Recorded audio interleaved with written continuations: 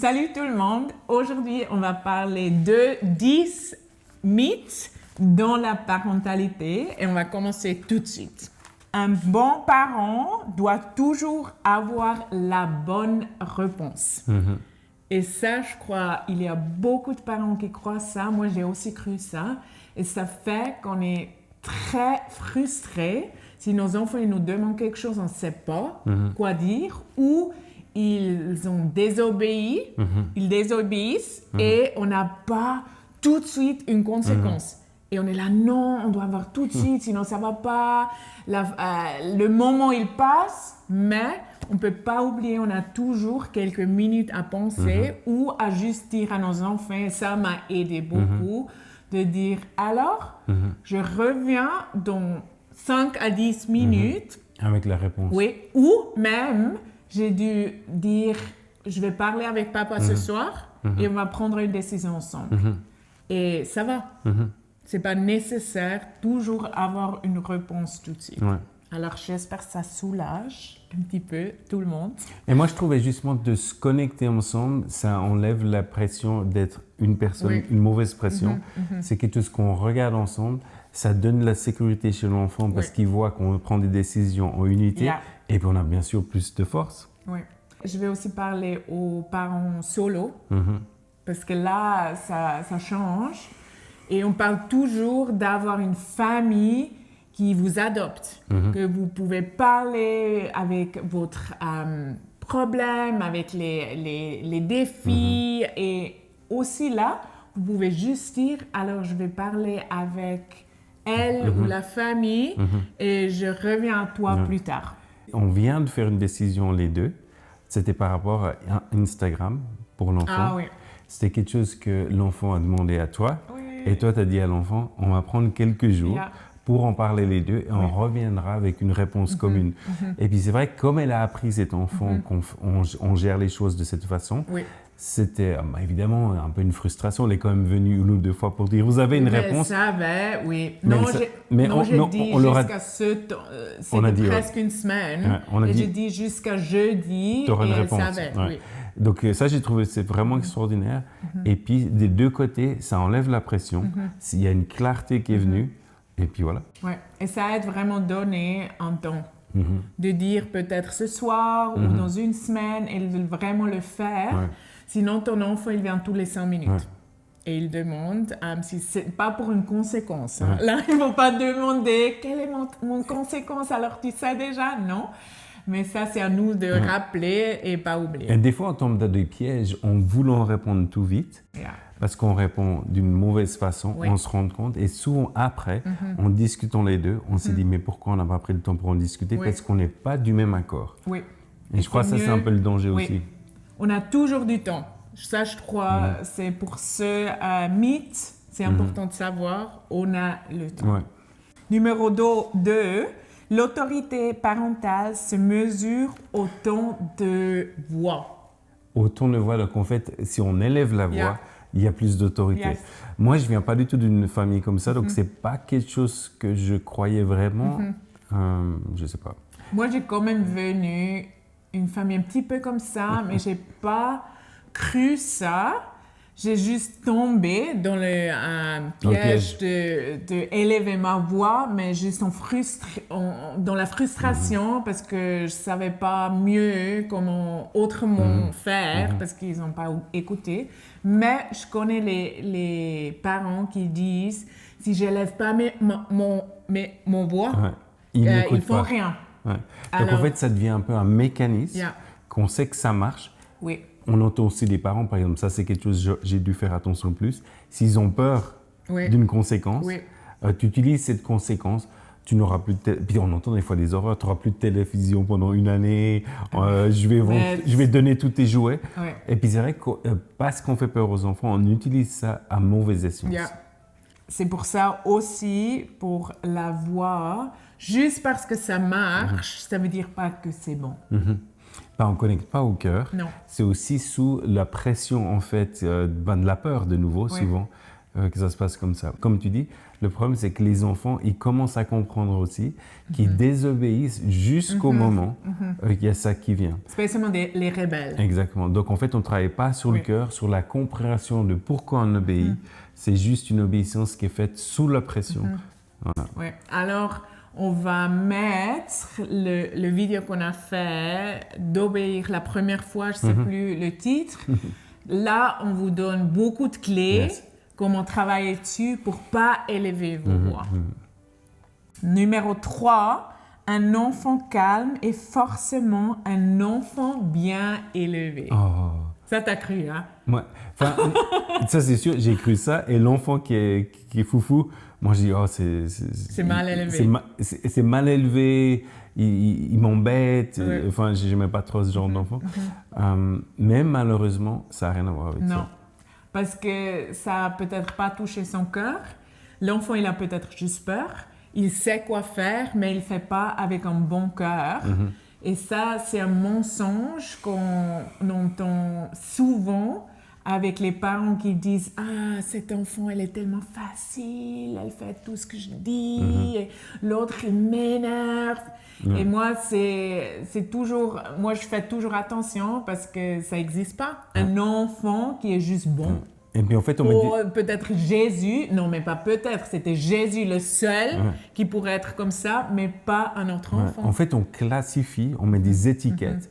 Et on compare. On compare et on le voit dans notre propre famille, mais on voit aussi quand vous allez des fois chez les gens, il y a le bouc émissaire, l'enfant, tu te rends compte, ou le pauvre, c'est lui qui prend tout.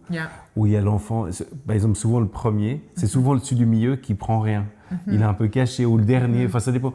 Il y a un peu des trends comme ça, des styles où tu te rends compte, ah ça c'est l'enfant qui est pas vraiment vu, il est toujours calme. Mais c'est vrai que plus tard dans la vie, quand tu discutes même avec ces enfants, tu disais, ils subissaient ou en fait ils se sont créés un petit peu ce caractère ou cette chose pour passer entre les gouttes. Et par exemple toi, pour passer entre les gouttes, tu étais la personne qui amenait la paix dans la famille. Donc, tu ne voulais pas qu'il y ait des conflits. Moi, j'étais aussi comme ça. Comme j'avais peur des conflits, je suis devenu l'enfant facile, on va dire ça. Mais je bouillais de l'intérieur. Ouais. C'est ça. Dans notre cœur, c'est, moi je dis, un rebelle silencieux. Alors, ça n'a pas touché notre cœur du tout. Et même au contraire, ça crée quand même quelque chose qui n'est pas sain, qu'on est adulte aussi, on ne sait pas pourquoi on fait quelque chose vraiment. On fait peut-être parce qu'on a peur des gens. C'est pour ça que j'encourage tous les parents d'aller vraiment en profondeur avec ces enfants, de regarder est-ce qu'ils savent vraiment pourquoi faire quelque chose ou ils font juste parce qu'ils ont peur de notre réaction ou parce qu'ils veulent comme notre affection. Chez nous, il y avait une pression d'aller s'excuser à la mère pour quelque chose et je le vois maintenant, je peux imaginer que mon père, en fait, il était stressé. Il ne m'a jamais dit, mais je peux imaginer qu'il était stressé et qu'il voulait qu'elle redescende. Donc, en fait, il nous disait d'aller lui dire pardon.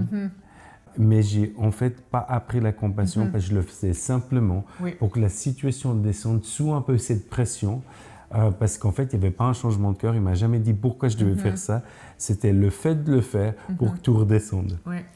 Et c'est aussi par enseigne le pardon, qu'est-ce que ça veut dire, qui vient du la cœur. restauration, tout ça. Alors de regarder avec ses enfants, est-ce qu'ils savent vraiment ce que ça veut dire, le pardon, d'être obéissant. La repentance. Pourquoi? Oui. Alors, c'est un mensonge. Numéro 4, les enfants doivent comprendre les sacrifices des parents. Alors celle-là, je ne la comprends pas exactement.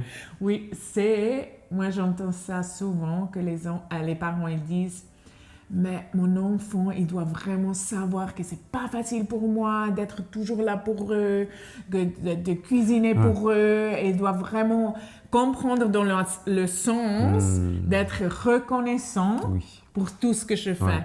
Et ça, c'est un fardeau qu'on met sur nos enfants. Et c'est un extrême fardeau. Juste il y a quelques jours, j'ai parlé avec quelqu'un qui a vécu dans une situation un peu comme ça. Et il disait, en fait, il avait l'impression qu'il a été utilisé par ses parents Parce qu'en fin de compte, comme ça allait mal, comme dans ce cas-là, il n'y avait pas d'argent, il a exprès essayé de trouver un travail où il y avait beaucoup d'argent. Il a toujours essayé d'envoyer de l'argent à son père. Il y avait beaucoup de choses. En fait, il a créé un peu sa vie pour ne pas tomber dans le même piège. Et même, il est devenu codépendant avec ses parents pour les aider. Ça, t'entends très souvent. Ouais. C'est pas nos enfants d'être reconnaissants quand ils sont petits. Ça prend vraiment des années. Moi, ça me prie d'avoir mes enfants à moi-même, de voir tout ce que mes parents ils ont fait. Alors, pas mettre ce fardeau dans vos enfants parce que c'est pas sain du tout. Non, waouh, dangereux. Numéro 5, la foi de mes enfants dépend uniquement de mes efforts. Malheureusement pas. Ça dépend que eux, ils trouvent et qu'ils aient une relation directe avec Jésus, avec le Saint-Esprit. Ce qui va découler aussi de, je crois, ce que j'ai comme relation, parce que c'est quelque chose qu'ils vont voir dans notre famille, mais en tout cas pas, ça dépend de mes efforts. Enfin, ça dépend d'une certaine de mes efforts. Par exemple, nous, il y a des efforts qu'on fait. On fait le Shabbat le vendredi soir, on prépare quelque chose, on prie pour eux. Au lieu d'aller au lit, on prie pour eux. Il y a comme des choses, des efforts dans ce sens-là. Ça, c'est les clés. C'est les clés, mais c'est pas ça. Le salut viendra seulement personnellement. On verra. Et aussi que cette mythe, elle montre un certain level de contrôle. C'est si je fais tout bien, mes enfants, ils vont rester avec Dieu. Et ça, c'est aussi très religieux. Et dans la Bible, on sait qu'on sème, on donne l'eau, je ne sais pas comment on dit. Mais c'est vraiment le Saint-Esprit qui convainc les cœurs. Ce n'est pas nous qui pouvons faire ça. Il nous a appelés pour faciliter ça dans notre famille, mais pas religieusement et pas en contrôlant, parce qu'on connaît tous ces enfants adultes maintenant qui ne sont plus dans la foi à cause de exactement ça. Alors, ce n'est pas quelque chose de contrôlable. Numéro 6, un enfant qui questionne manque la foi. Qui questionne en fait la foi. Écoute, c'est vrai que chez nous, il y en a peut-être une personne qui pose des questions plus que l'autre. Mais ça ne manque pas la foi. Ça manque pas la foi, mais c'est vrai qu'automatiquement, on pense un petit peu ça. Puis en même temps, on peut se dire, mais c'est génial, parce que cet esprit critique, c'est pas critique, mais cet esprit de vouloir comprendre peut aussi être utilisé comme quelque chose d'extraordinaire. Et moi, je le vois plus tard avec des hommes. Moi, je suis très pastoral, mais je connais des hommes, c'est des enseignants. Donc, les problèmes que ces enseignants ont, ils me font mal à la tête. Je me dis, mais pourquoi tu vas chercher si loin? Moi, dans la simplicité, dans le pastoral, il y a ce côté simple d'une connexion. Enfin, on se comprend. Et si tu veux, pour moi, je trouve bizarre qu'ils se posent des questions, mais j'ai appris à leur dire c'est important parce que tu as été tissé comme cela. Et puis, si tu es très pastoral, c'est très dans la relation, il y a aussi des dangers qui sont là. Tu peux être trop dans les sentiments, toujours je dois sentir. Puis les autres, le danger, c'est de se poser trop de questions. Mais je dis toujours, si elle reste dans l'idée de rester en relation avec Dieu, mais pas de se séparer de lui, c'est génial. Mais pas d'avoir peur des questions de tes enfants, parce que ça, s'ils apprennent très vite qu'ils ne peuvent pas les poser à vous, il ne va plus le faire. Alors, créer une atmosphère à la maison qu'il n'y a pas de questions de tabou, on peut parler tout. Et peut-être si tu sens que ça fait quelque chose dans toi-même, si tu as peur qu'ils vont plus croire ou je sais pas quoi, va vraiment en profondeur avec ça. Mais parce qu'il y a vraiment des gens qui doivent comprendre sur une autre level. Et c'est bon aussi. Et des fois, on se sent peut-être dépassé aussi parce qu'on ne sait pas la réponse. Et c'est ça. Alors, on ne s'humilie pas. On dit, mais c'est juste pour ça, ou tu crois pas vraiment, alors quelque chose, on doit juste croire. Et il y a de la vérité en tout, mais ça donne pas une réponse bien et bienveillante ou avec l'amour à ton enfant. Tu peux aussi dire, alors je vais chercher la réponse, je vais prier, je vais regarder dans la Bible, je le sais pas. Ça, ou même toi, enfant, demande au Saint-Esprit. You know? s'ils sont assez âgés, vous faites ensemble, comme votre Shabbat le vendredi, vous le faites ensemble. Vous sentirez quoi est meilleur dans cette situation. Ce n'est pas toujours la même chose, mais ce n'est pas une attaque. Non. Les questions, ce n'est pas des attaques. Wow. 7. Protéger mon enfant, c'est tout contrôler.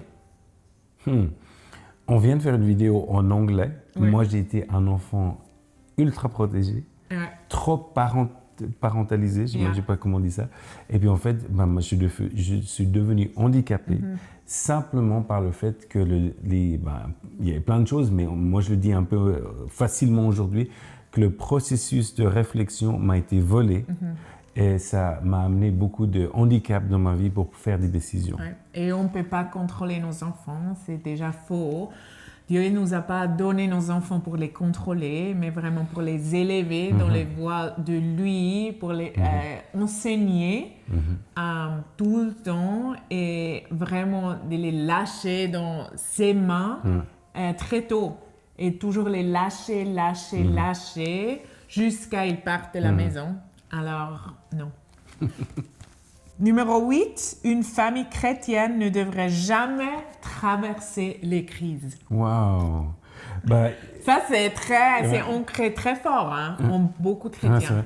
Nous, on dit aujourd'hui, ça ne veut pas dire qu'on veut avoir des crises, mais on dit quand il y a un problème, quand il y a une crise, quand il y a un défi, c'est un endroit où le miracle de Dieu peut se poser. Et puis ça, je crois que ça a changé énormément notre vision des choses. Et on a aussi remarqué dans les moments difficiles, dans les moments de transition, c'est les meilleurs moments pour grandir. Ça ne veut pas dire qu'on les accepte, qu'on veut qu'ils nous tombent dessus. Mais en fait, ils sont là. Ça vient naturellement. On est dans ce monde et ça vient naturellement. Et moi, j'ai vraiment senti dans ma vie personnelle que ça m'a appris beaucoup plus que les moments faciles.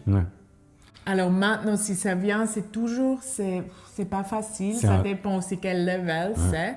Mais je vois que d'aller encore en profondeur avec Dieu, cette intimité avec lui, c'est presque, je peux le toucher. Parce que je suis tellement dépendante de lui dans ces moments-là et ça grandit tout, ma foi, mon espoir, mon patience, tout. Alors, c'est pas que s'il y a quelques crises dans votre famille, que vous n'êtes pas des bons chrétiens. Mais il y a beaucoup de gens qui croient ça encore aujourd'hui. Numéro 9, un parent spirituel ne devrait jamais se sentir dépassé. Ça, c'est aussi... Mais c'est qui un parent spirituel, par exemple? Mais juste un parent chrétien, qui est très spirituel, qui est connecté avec le Saint-Esprit. Écoute, moi j'ai l'impression d'être connecté avec le Saint-Esprit, ça fait pas que tu n'as pas de problème. Oui, ça fait que en fait, tu les gères mieux. Ça fait que quand tu as des problèmes, tu passes avec lui. En fait, c'est plus facile de gérer ta vie avec le Saint-Esprit, mais il y a aussi des problèmes et tu les gères plus simplement. Mais moi, dans la confiance, dans la confidence. Mais ils sont toujours là. Mais moi, j'entends ça beaucoup avec les mères aussi, que c'est peut-être très difficile avec le mariage. Et après, ils disent, mais ça ne devrait pas être ça parce que moi, je prie beaucoup. Ou c'est très difficile avec mon bébé ou mes enfants. Et ils se sont, j'ai pas assez de foi. Mais sinon, ça ne devrait pas être comme ça. Je devrais être toujours concurrent. Conquérant. Mais c'est pas ça.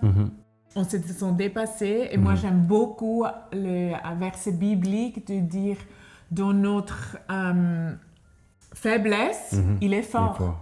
Et on veut toujours cacher notre faiblesse et pas le montrer et donner à Dieu. Parce qu'après, c'est sa force qui vient dedans. Et après, on réussit. C'est ça. Alors, encore un mensonge. Ils sont tous les mensonges. C'est ça. 10. Mes enfants apprendront la foi naturellement en me voyant vivre. Bon, si ils te voient vivre d'une belle façon, tu as une belle vivre, relation. Ça veut dire aussi, tu parles jamais. Ah non, c'est non, juste mais justement, vivre. Justement, ça doit être vécu. Yeah. Donc, dans le vécu, on le voit, mais après, ça doit être aussi enseigné. Et ça, par exemple, chez moi, c'était vécu, mais ce n'était pas enseigné. Et c'était vécu d'une façon très personnelle, donc on le voyait, on le sentait pas parce qu'on peut le vivre en faisant le Shabbat le vendredi, en priant à table, en priant pour les deux, en lisant la Bible, donc ils le voient. Aller à l'église. Donc moi, je voyais ces trucs, mais il n'y avait pas de connexion avec ma vie. Donc c'est jamais que en tout cas, je ne me rappelle pas que mes parents sont venus, ils me disaient, on prie pour toi dans notre lieu secret. Mais ils ne sont jamais venus poser la main sur mon lit et dire quels sont tes challenges, comment on peut prier pour toi, on a un Dieu de miracle, il peut faire quelque chose. C'était assez en fait compartimentalisé. Et puis il n'y avait pas. Donc je pense que c'est super, ça ne va pas juste comme ça. Oui. C'est un mythe, donc ça peut juste être un mensonge. Alors, on a une opportunité comme parents les enseigner, mais aussi prier pour eux, parce que c'est le Saint-Esprit qui va convaincre leur cœur. Mais aussi pas penser que c'est juste naturel, on ne doit rien faire, on les laisse, ils vont trouver Jésus comme ça. Puis c'est dommage, parce que c'est une belle aventure comme famille chrétienne de pouvoir s'influencer avec le royaume de Dieu. Puis au début, c'est nous qui les influençons, puis au bout d'un moment, ça revient aussi. Maintenant qu'on les voit, ils vont à des week-ends, des conférences. Il y a des autres leaders des églises. Ils reviennent avec ce qu'ils ont vécu, c'est aussi puissant. Alors, le bonus, c'est un peu provoquant. C'est si je demande à l'IA, je n'ai plus besoin de demander à Dieu pour une question de parentalité. Et c'est un peu provoquant parce qu'on dirait jamais ça comme ça, mais on le fait peut-être quand même. Nous, on n'est pas des fans. On a d'ailleurs fait une vidéo, je ne sais pas si c'est en anglais ou en français, sur l'IA. C'est en anglais, peut-être on va faire une en français, c'est sûr. Mais de faire attention, il y a de plus en plus des parents qui vont demander les questions parentalité à l'IA parce que elle, je ne sais pas comment dire, l'IA est toujours là. Et il ne te juge pas, et tu peux écrire à minuit, tu vas avoir une réponse, c'est vite. Et comme ça, on a vite la tendance à demander tout à l'IA et de plus prier. Et on ne dirait pas ça parce qu'on ne sent ça pas, mais ça vient très, très lentement et ça prend la place de Dieu, vite.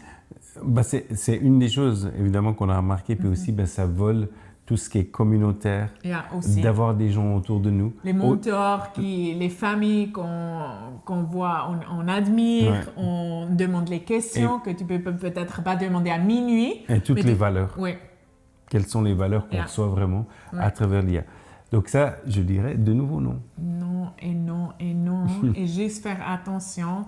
Comment vous utilisez l'IA, on l'utilise aussi et je trouve c'est une bonne aide, mais c'est pas un parent, c'est pas Dieu. On doit quand même garder ce esprit critique avec l'IA. Parce que ça, je vois beaucoup de gens, ils ont plus. Ils disent, mais c'est la vérité, c'est ça, il a dit ça, alors c'est...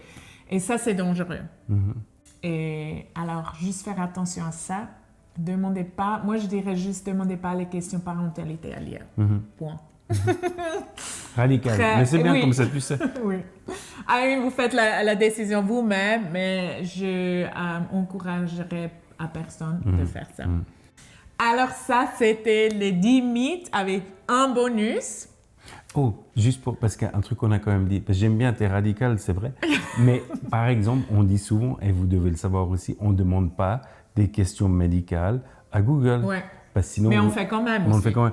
Mais ça, c'est des trucs, c'est très important de le savoir, parce que sinon, on est encore plus malade que ce qu'on est vraiment. Donc, et ça, t'as la peur après qui vient sur toi aussi, parce que c'est beaucoup le cancer. Très vite, c'est le cancer. tout ce que tu sens. Alors, juste avoir la sagesse avec ça et peut-être demander à Jésus, est-ce que je demande trop de questions à l'IA? Parce que ça commence comme ça. Si on est plus un esprit critique que j'ai déjà dit, et moi, je dis ça beaucoup, moi je me discipline à penser pour moi-même. Et je fais ça tous les jours parce que je ne veux pas tomber dans ça. Je ne vais pas toujours, je vais juste demander vite. Non, je vais me poser, je vais penser 5 minutes. Je vais même écrire ça dans Google parce que dans Google, tu ne vas pas recevoir une réponse, mais tu peux lire des différents articles et c'est sûr, ça prend beaucoup plus de temps, mais on devrait avoir ce temps dans notre quotidien, sinon c'est dommage et on va se laisser dicter. Elle est radicale, déjà, tu n'as pas de téléphone et tout. Mais on va voir, dans 50 ans. Ouais. Qui c'est qui peut encore? Mon cerveau, parce que j'ai quand même une bonne mémoire, toujours. Alors, c'était ça pour cette semaine et on se rejoue pour la semaine prochaine. Bye.